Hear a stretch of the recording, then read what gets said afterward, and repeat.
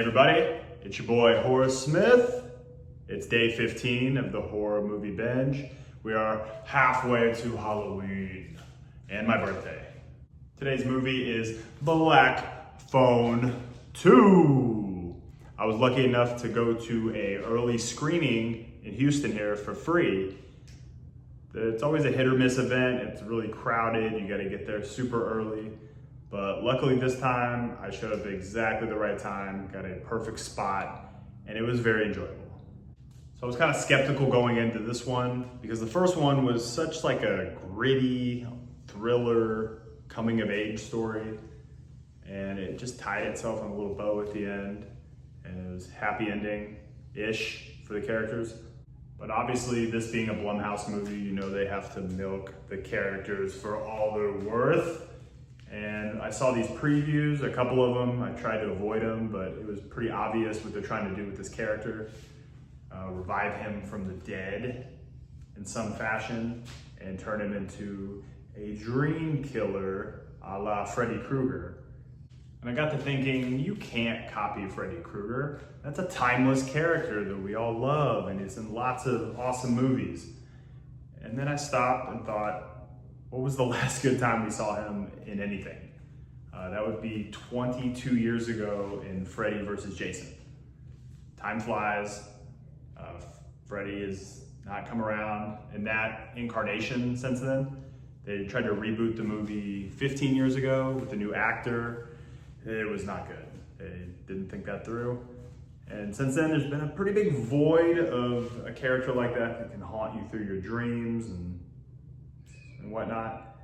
And I would say that Ethan Hawke has definitely filled that void, stepped in as the creepy, modern dream killer character that we've all missed so much. This movie really does a lot of things right. It sets everything in a snowy, bad weather situation where the characters are trapped.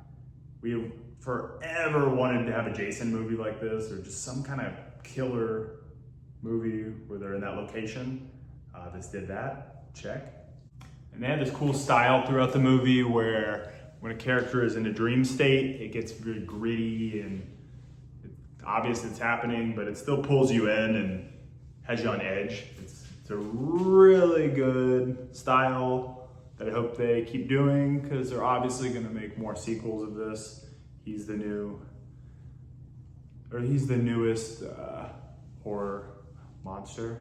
I would say the only thing I did not like about this movie is some of the plot points and details. They were kind of flimsy on how they were setting characters up and linking them in a way that they definitely weren't thinking about in the first movie.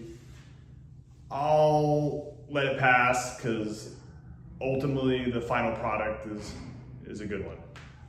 Very obvious Blumhouse is trying to force the grabber on us to make him a new slasher icon. Luckily, the movie is good and it warrants all this crazy marketing, and he has a Fanta Coke can, and just he's everywhere. He's at Universal Horror Nights, all the theme parks. He's up in front, center, can't miss him. But yeah, this was easily one of the most fun, scary movies I've watched so far in the horror binge.